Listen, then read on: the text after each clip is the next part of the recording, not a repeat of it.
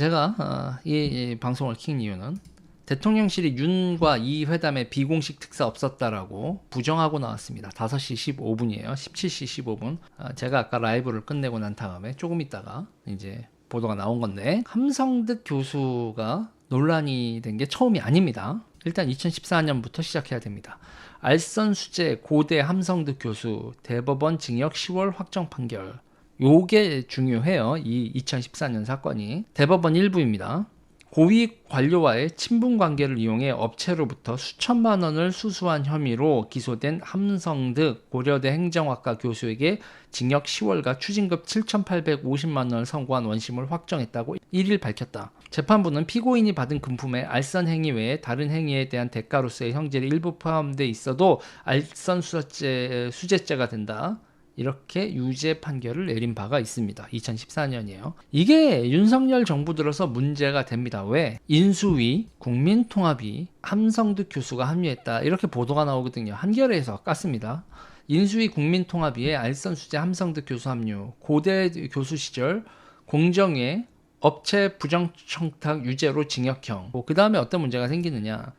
또 이제 윤석열 대통령하고 함성득 교수 보면 책으로 정치 공부한 윤석열, 김종인 추천사 쓴 제왕적 대통령의 종언 이렇게 되어 있는데, 김종인 추천사 쓴 것보다도 이 책의 작가가 누구냐? 함성득이죠.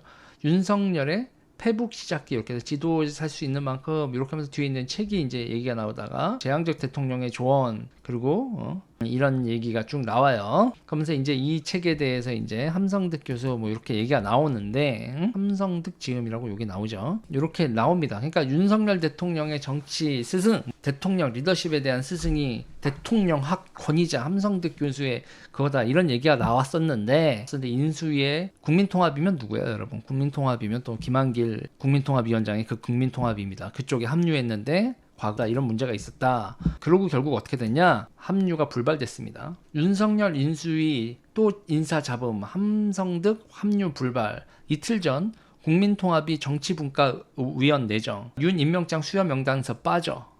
과거 알선 수재 실형 전령 논란된 듯 함성득, 김한길 위원장 자문위원으로 이동. 그래서 인수위에 못 들어가고 자문위원으로 빠졌습니다. 자, 여기서 보면 국민통합위원회 정치분과, 그럼 정치분과 한번 볼까요? 이 정치분과 사람들 얼마나 화려한지 보자고요.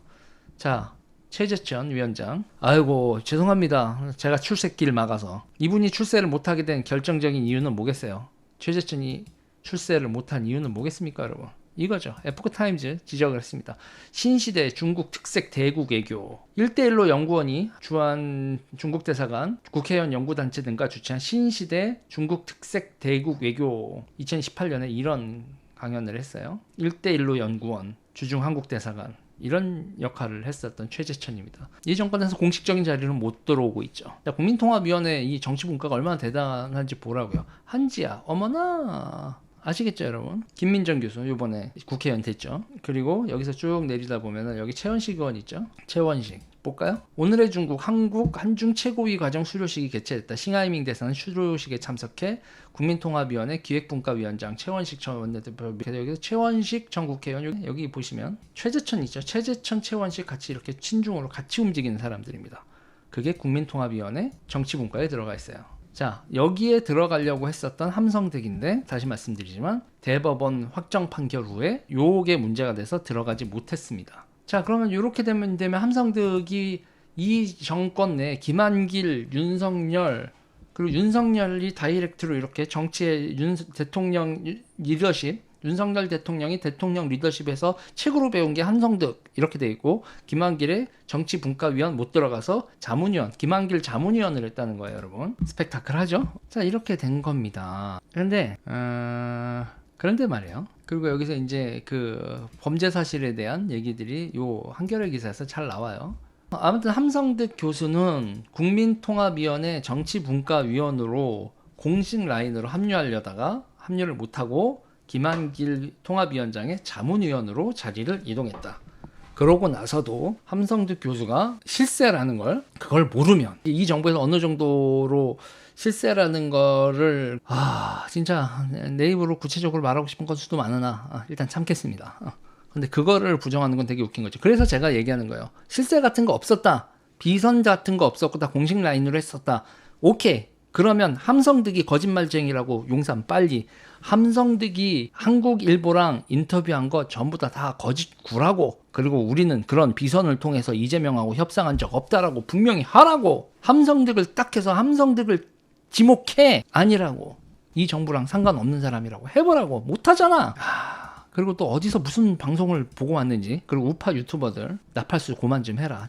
대중들을 눈을 어둡게 하는 역할이 우리의 역할입니까? 유튜버의 역할이에요? 작작들 좀 해. 알면서 그러는 거야? 모르면서 그러는 거야? 이렇게 일단 얘기를 해드리고 싶습니다. 이번 관련돼서 함성득하고 또 한 명 인물이 등장하죠. 심평 변호사.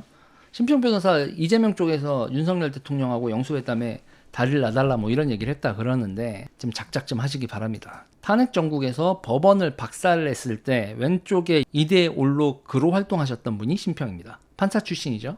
법원을 법정에 세우다. 영원한 내부 고발자의 고백. 이렇게 책을 출판하셨어요.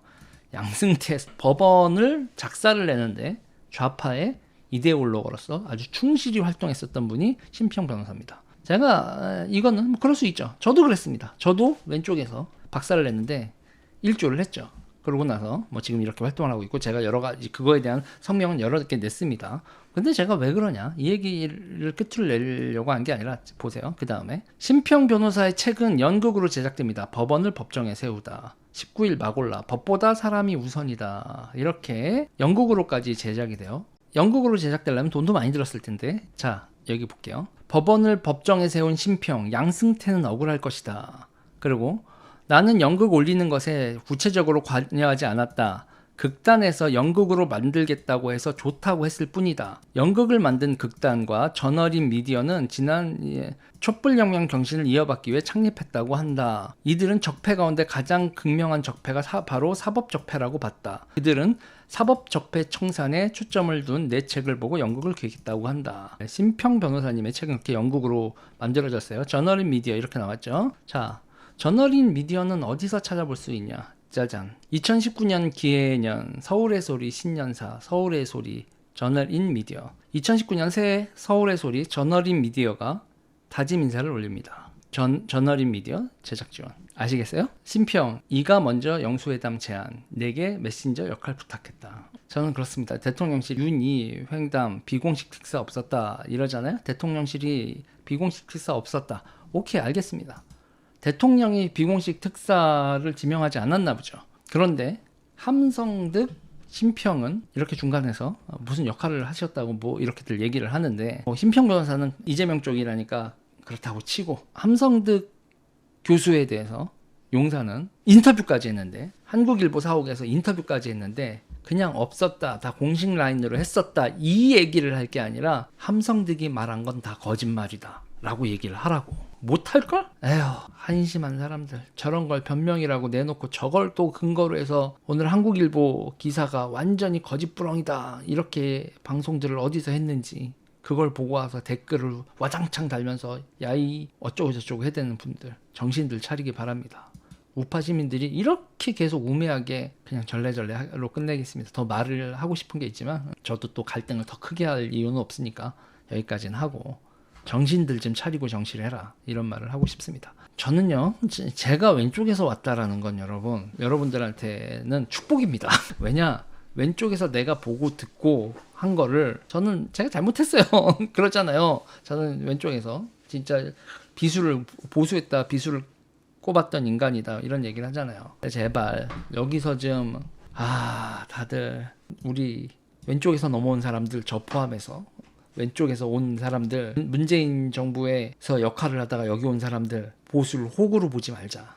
다들 왜 이래? 윤석열 대통령 잡고 본인 생각들은 정말 별로 변한 것도 없으면서 윤석열 줄 잡고 우파 와서 출세하자는 사람들이 왜 이렇게 많어? 여전히 성향은 좌파면서 여러분 이 얘기 여기까지 하겠습니다.